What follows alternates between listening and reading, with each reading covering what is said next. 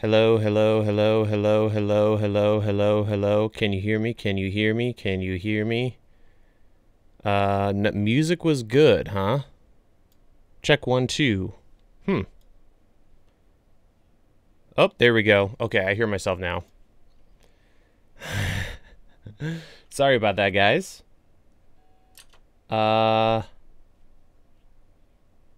we okay? Are we doing okay with sound? I can hear myself on the stream now. Okay, so did you guys not hear me at all for the whole beginning of that? All I really said was very sleepy kid stuff and Coca-Cola to help me get through it, which I don't really do often. So, with all that out of the way, let's get down to brass tacks. Today, so here's the scoop. Yesterday, did a video on YouTube and some things that I wish I had done differently. A lot of people, it was amazing the feedback, so thank you guys very much for that. It seemed to help a lot of people, which I wasn't expecting there to be, it to be that helpful. You never know with these videos. So that was great, and I thought we could talk more about YouTube today. If you guys have any questions, I know, surprisingly, a huge majority of you are other YouTubers, and I found that out a couple of years ago. I always thought I was talking to other production-oriented people, which YouTubers are, of course, but definitely a lot of YouTubers. So we can talk about anything today. Q&A, let's do it. Just shoot them out there in the comment section. We'll dive in.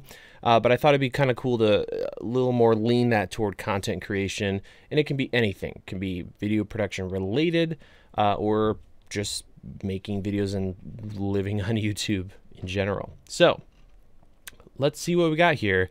Yes, firmware for the GH5 and GH5S. I was hoping to get that installed in time to use it as this camera, so maybe next week we will just use the camera and hope it does a good job and see what's up. So that could be fun. What's up, Curry? Welcome, welcome. Okay, so we got the audio sorted, so that's good. Yesterday's video was super amazing. Thank you, Enthusiasm Project. Yeah, I enjoy making it. I like talking about that stuff, especially since I feel like there's not as many videos. There's a lot of videos by people talking about YouTube, but I feel like how to make it on YouTube, how to get your first 100,000 subscribers. So I kind of enjoy the content that covers kind of the stuff that isn't out there as much. All right, let's see here. Any questions? Can you talk about the Blackmagic Pocket Cinema camera? Can you recommend it?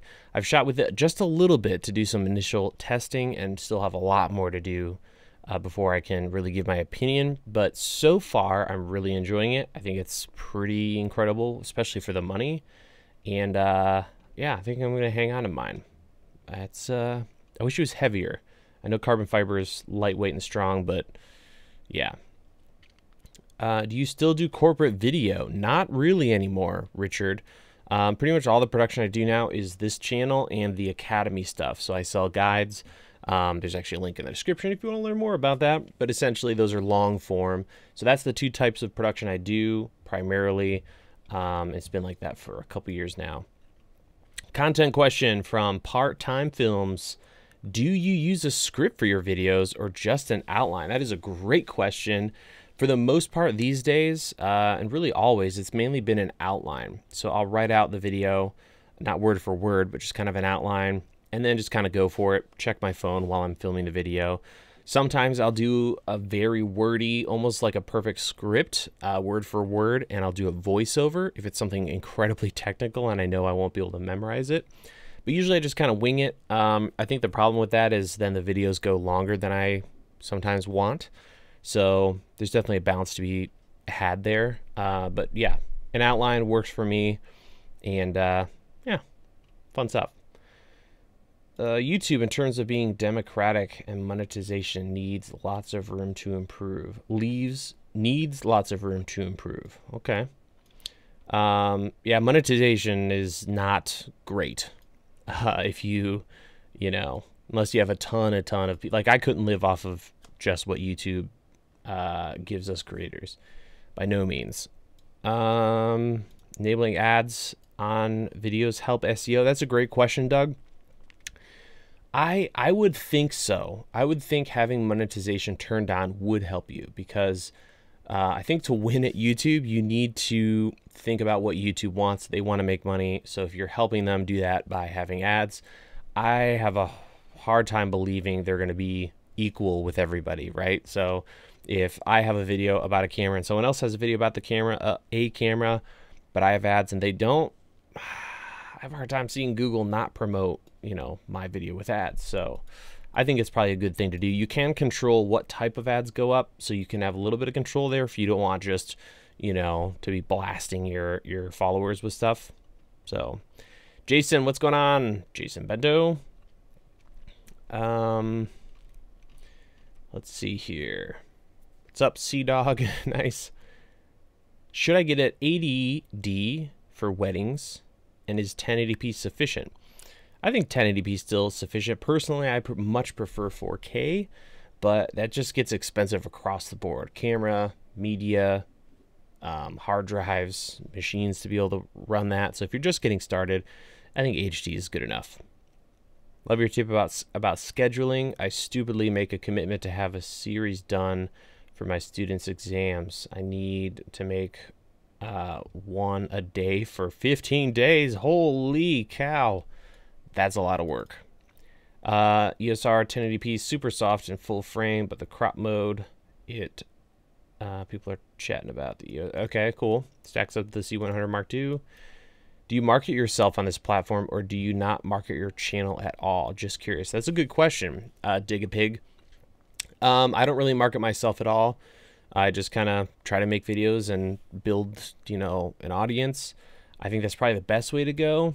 I would be wary of trying to like spend money and make ads for your channel. I do think it's helpful to do collaborations. One thing you can also do is send your videos to publications off YouTube. That can sometimes help. But I think the best thing is just making lots of good videos and do it consistently. Even if it's like I talked about in the video, you know, once a month or something like that. What do you do to make your videos look ultra crispy, even with YouTube compression? From Mon and Sam. That's a good question. Usually, well, these days, pretty much every single video I shoot is with my GH5S, which is a 6K sensor downscaling to 4K and you know, capturing it in 4K. And then I have a Metabones speed booster with the Sigma 18-35, which is a crazy sharp lens. So I don't add any sharpening in post, and that's with Vlog and sharpening turned down in the camera. So it's just a really high res image going up to YouTube. So that's kind of how it's done for me. The A7 III would do something similar. This camera, which is the A6500, also does that, where it's kind of downsampling that 6K sensor readout to 4K. So that's how I get that. But using sharpening in post would probably do the trick too. G7 still a nice camera. 4K is good? Question mark. Excuse me. Yeah, I still have my G7. I think it's a baller starter camera. If you want to play with 4K and not, you know, spend a ton of cash, that's a great way to get going. Let's see here. Great questions, guys. Loving it, loving it, loving it. Gonna take a caffeine hit here. Ooh, is there going to be a guide for the Blackmagic Pocket Cinema camera? Yes. I'm hoping to finish up a guide for that, as well as the Fuji X-T3. I think both those cameras are really great, and so those will be coming up to the channel, or to the academy rather, hopefully before too long. I recently hired an employee, so that's been pretty crazy and really amazing. I used to feel like I came down here, started work at 9, and then in an hour later it was 1 p.m. Whereas now it's amazing just having someone else to help, you know, take over some of those responsibilities. Also, before I forget, after this stream, if you want to keep the party rolling, I'm going to be heading over to Jem Schofield's channel. I'll be dropping a link here in the comment section. We've been doing this every week so far and really enjoying it. So Jem Schofield, myself, our good friend Ben Barden, we all crack open a drink and we talk about equipment. This week, we're talking about our favorite or most important investments we've made gear-wise, period. So since the beginning of our careers, what has been the most important investments? So I'm going to go ahead and hunt down that link for you guys, and we'll get that rolling here. But it's a great show. It's over at Jem Schofield's channel.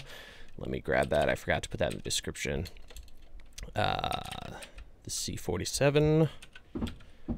My goodness. Quite a bunch of thumpings going on upstairs. Let's get this all queued up for you guys. We've been having a lot of fun over there. We have kind of we talk about what we're doing each week, and then we have a topic, and we all enjoy a beverage. The show is called Camera and Flask, so pretty good stuff. So here's the link. This is our 4th episode that we're going to be doing here at 6 p.m. Eastern time. There it is in the chat. Back to your questions, which have been phenomenal. What inspired you to take on the task of YouTubing from AP Studios? So before YouTube, I was on Vimeo, and I did a couple of videos there, just kind of me experimenting with lighting. I was just getting into filmmaking, cameras, all that fun stuff. And people started asking questions. So I started doing more videos, following up previous videos and answering those. And then I had a WordPress background making sites, and that's how DSLR Video Shooter started in 2010, and then started a YouTube channel. And here we are almost 9 years later. That is wild, huh? Crazy, crazy stuff. Never expected it to be a full-time thing at all. Right, so I lost my spot here. Scrolling down a little bit. Do you ever use a teleprompter? What's up, Alex? Welcome, good sir. I don't. I never have. I wonder what I would be like on that. I feel like I would be just a robot. So I know I have nothing against them, and I think a lot of YouTubers use them.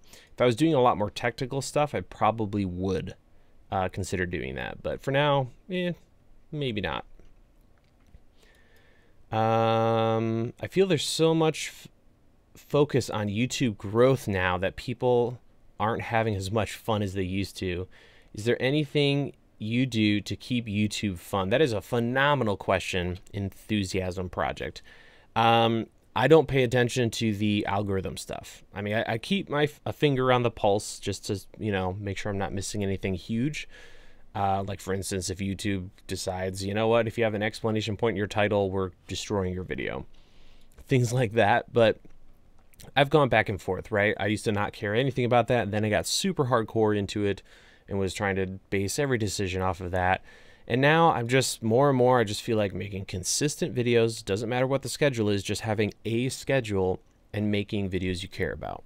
That's really it. So that's and the other thing is what I talked about in yesterday's video, trying not to get so caught up with videos where I'm doing a review and getting something in return, or getting sent a light. Just that stuff can take over your life if it all stacks up at the same time. So I'm really, really stoked for getting all that stuff out the door. And then, dude, 2019 is going to be ridiculous. I've been turning down so much stuff, and I'm so ready to dive in and do a whole series on anamorphic, a massive lighting series. Just so many things I've had on my list for the longest time, but just have not been able to get done. So all of that is going to be coming up here on the channel, which I'm really, really excited about.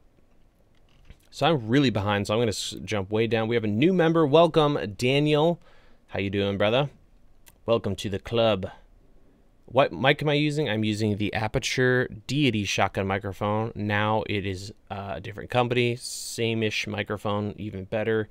So definitely check them out. Deity Audio is the company. Question about YouTube. Did you reach out to sponsors, or did they reach out to you? So I've never had a sponsored video or a sponsor, someone who's paid me money for an ad or for any type of content. but I have accepted, you know, gear reviews or samples of things in exchange for a review. And I talked a little bit about the whole ethics thing that I send to people. Maybe we'll talk about that if you guys want, but in short, I send them an email if they're like, hey, we'd like to send you something to check out, or would you be interested in a review? I'll check out the product. If it's something that seems like it would fit well with the audience, i.e. you guys, and it's not just some dumb Bluetooth headphones or something like that, then I will send them this thing that I've written, and it's multiple bullet points going through, and essentially I let them know that they will not be seeing the video before it goes live, so they kind of got to roll the dice. But I feel like if I'm sending them things to approve or disapprove, it's kind of getting weird to me. It's not as unbiased, I feel, if, you know, things can get weird there. So they usually reach out to me now. I have reached out to people in the past. And when you get started, that's usually what you need to do. If you can get to a trade show like NAB, if this is something you want to do, or just a show where there's companies that are in the field you're interested in, that can be a good way to do that as well. I know the tech guys, you know, CES, stuff like that is great, because you can walk up to a booth and talk to somebody at CES, and you're going to get way further there than trying to cold email somebody. So, yeah. Let me know if you want to borrow that anamorphic adapter I mentioned on the Discord. Nice, wannabe. I might. That looks really interesting. All right, I'm gonna scroll up here a little bit. I feel like I may have missed some things. Another caffeine hit here. Gotta wake up here.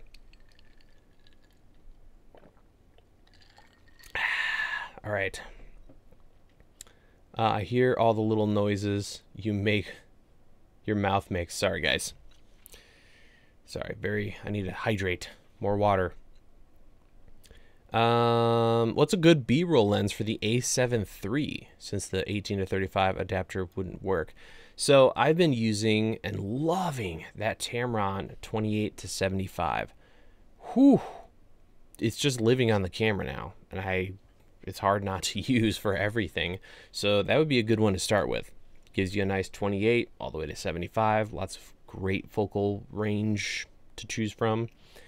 So I would consider doing that. Otherwise, I really like the Sigma 35-1 IV. I don't own it, but I've shot with it and it's awesome. Man, my phone is blown up over here. I'm trying to shut this down here. Yeah, that's a good place to start. I also like the Sony 28mm f2, not 2.8, but f2, that prime. I'm using it right now, actually. It's a little distortion-y, but it's pretty affordable for what it is, and I would consider picking one of those up for, it's really nice. You can get close to your subject, get some really great shallow depth of field, especially with that f2 aperture. Let's see here. I'm going to move my chat window more to the center so I'm not looking over to the side here. Do you think the GH4 is still a viable option in 2018? Oh man, probably not. Unless you need the cheapest possible camera that has good, you know, HDMI out possibilities, or I think it does 10-bit out over HDMI as well. But if you're just talking about the camera itself, you're actually going to get better low light and a wider shot in 4K if you use the G7 or G85. But if you get a good price on it, then absolutely, it's still usable. Oh man, that soda, I'm telling you, I never have pop anymore, and it gets my gut. Should we answer each comment from viewers when starting out? I would, if possible. I think it's great to interact with your viewers as much as possible. I know I'm doing a really bad job of that of late. What I try to do is in the first hour of the video being up, get in with the comments and hang out with the people. That does two things. It, first of all, rewards those who are the hardcore fans, right? So you guys know who you are, the ones in this chat right now who show up in the first 5 minutes and jump in there, and we're all, chatting and hanging out. That's what I try to do, and get that first hour in, because that's where the fans, the people who are on the notification squad are. So if you can't handle keeping up with comments, I would try that, and that might be a good way to work with that. But if you can, try to answer every single one. What software are you using for live streaming? OBS is what I've been rocking.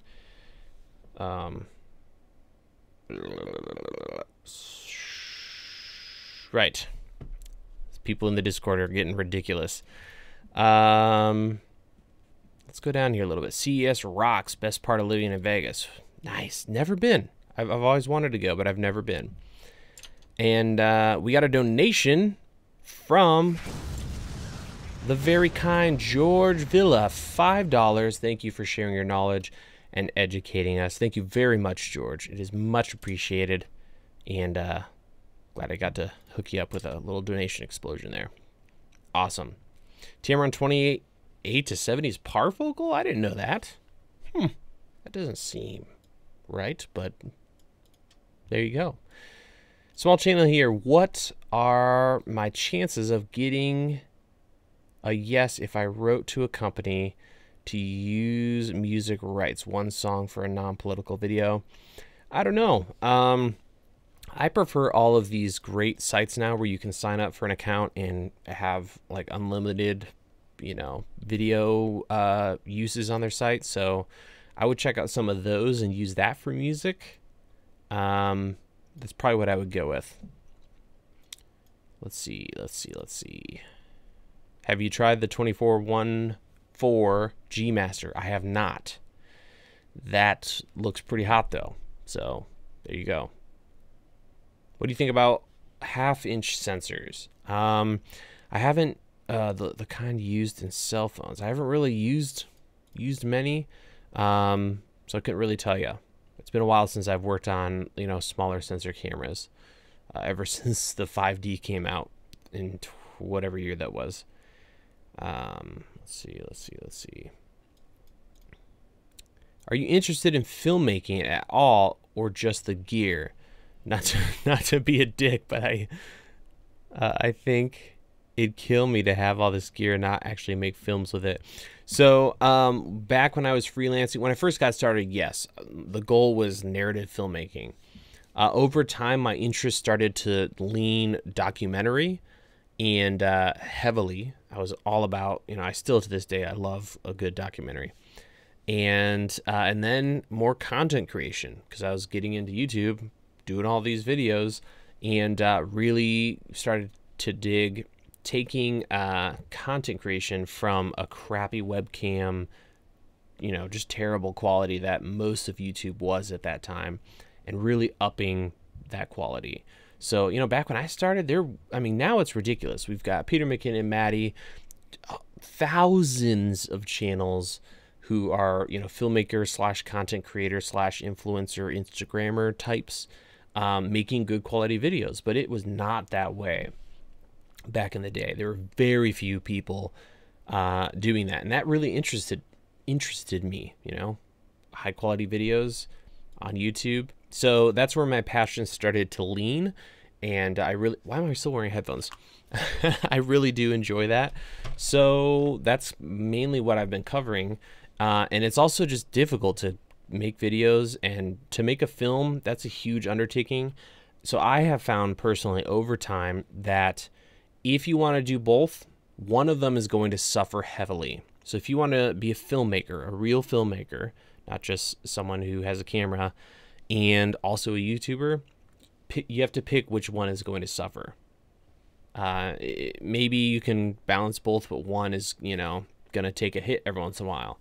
So I decided I'm really enjoying content creation on YouTube, so that's where I'm pushing it. But yes, long story short, someday, getting more employees, growing the business, I would love to be able to create projects and get back to that. But it's just not possible if I want to keep doing videos. So that was a very long answer. So for that, I apologize, but that's what's up. We got another donation, this time from, need to get faster at that. Zero either, $7 Canadian. Thanks for the great content and not shoving LUT packages down our throats. That's a good one. Very well done, sir. I like that. You're welcome for not shoving a LUT down your throat. I like that. Big fan of that one. All right. When's the mega video coming out with all the new cameras? When I can get it finished. Let me know what you guys think of this. So here's the scoop. I have all those cameras that we've been testing, including the Blackmagic EOS R XT3, the GH5, GH5S, and I think there's one more in there, the A7 III. What should I be testing? What do you guys want to see between those cameras? So far, we have tested just the highest possible image quality. So shooting at the highest resolution, you know, whatever's going to get you as close to 422 10-bit as possible. And then, you know, the native ISO, just the best quality possible. And then we also did a dynamic range test. So shooting 3 stops overexposed, 3 stops underexposed to see which camera is going to fall apart quickest. And we will be comparing all that stuff. I want to do a slow motion or high frame rate comparison. I would love to do a low light comparison. We'll definitely be doing that. So just racking up the ISO, see what we get. And then, you know, we can do an autofocus test. And I'd love to hear what you guys think. Is there something else you would like to see there? I'm going to try to check, you know, rolling shutter, moire, all that stuff. We're using the same lens across everything except for the autofocus, of course. So do you guys want to see like audio involved with that too? Or do what I cover already kind of make sense for you guys? Let me know. Oh, and field of view. That'll be a huge one. It's crazy to see the comparison starting with the A7 III and then all the different cameras, all the different modes, because a lot of these cameras have crop modes in them. And then another one I should add is HD. So if you are going to shoot HD, what's the difference? So that should be fun. That should be very fun. Let's see. What do you think, or do you think, excuse me, we are close to an all-around camera that has it all, from the swivel screen, color science, etc., etc.? I think we're closer. I could see where, let's say 2 years from now, 3 years from now, we could see essentially a GH5S that's full frame with in-body stabilization. That's, I think, when we're like, boom, we've made it, right? Color science, I think that's just going to continue to get better. So we're getting there. What's going to be interesting is to see, with this explosion in new tech and advancements on the small camera end, what's going to happen to the cinema camera end? Because I feel like those two are kind of getting closer together. Cinema cameras are getting smaller. These cameras that we're dealing with, you know, that I talk about, these small mirrorless cameras, they're getting more and more advanced and closer to a cinema camera. So I'm really excited to see what happens with future Canon cinema cameras, more specifically Sony, Blackmagic. I really hope Fuji gets into the cinema camera game.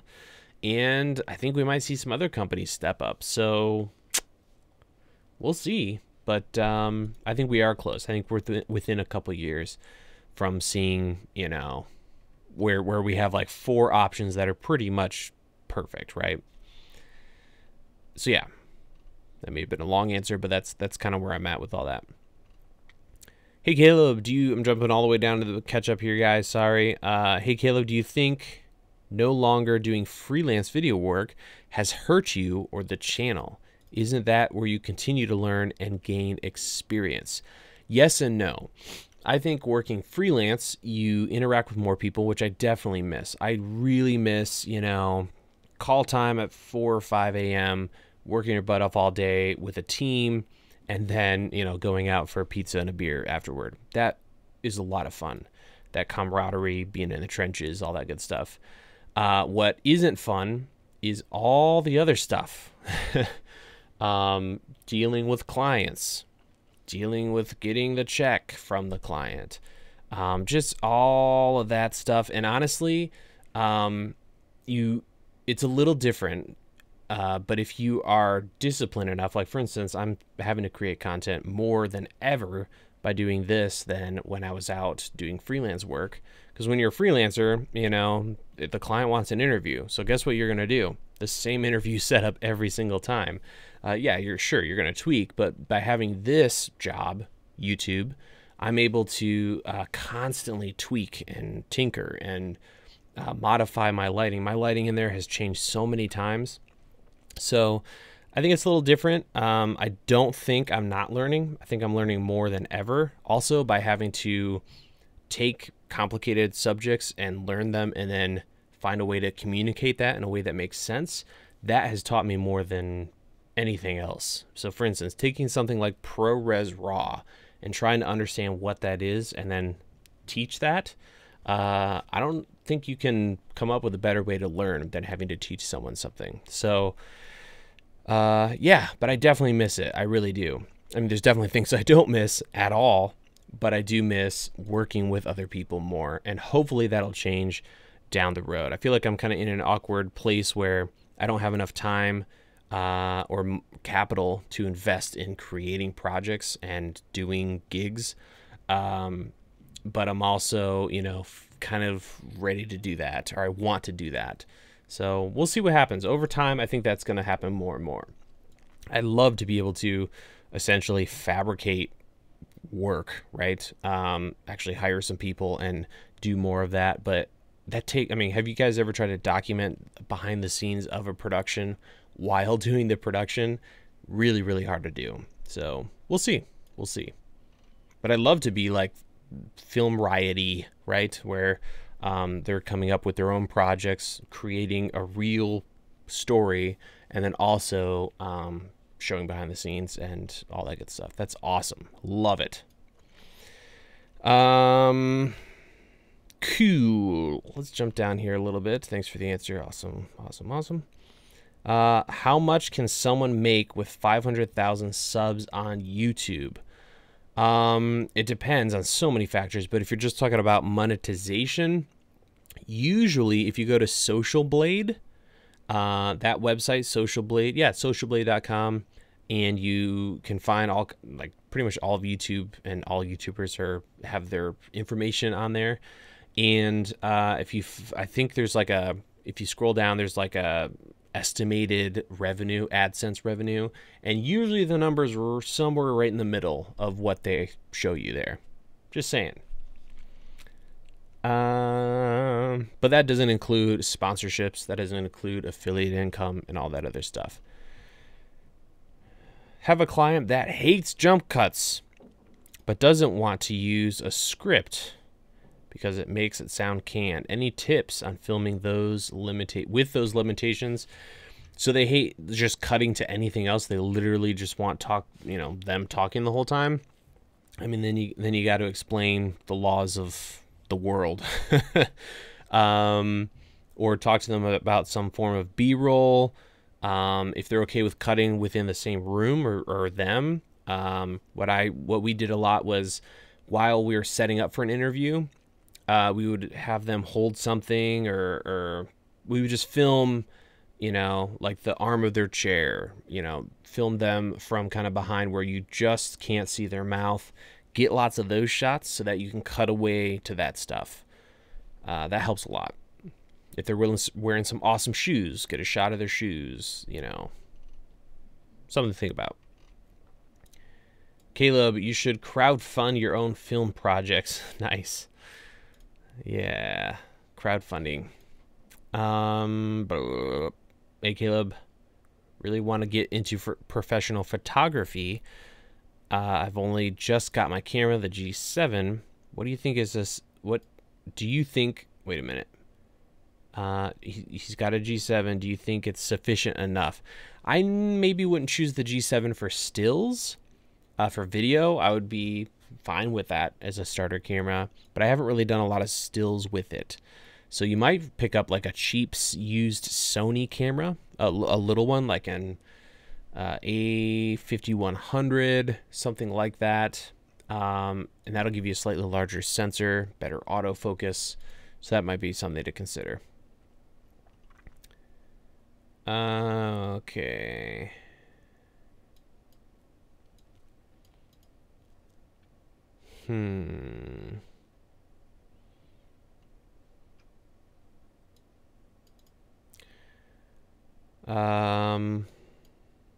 Wow, this thing is jumping all over the place. I apologize.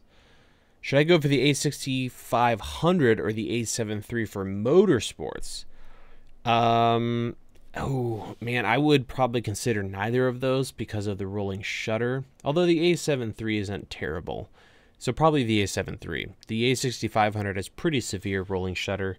And if you're going to be doing motorsports, you're going to be panning a lot. So that's probably what I would go with. Are you doing like on the track type stuff or just shots of cars and bikes? Let me know, because that would kind of change my decision there. Daniel Schiffer, what's up, brother? Hope you're doing well too, dude.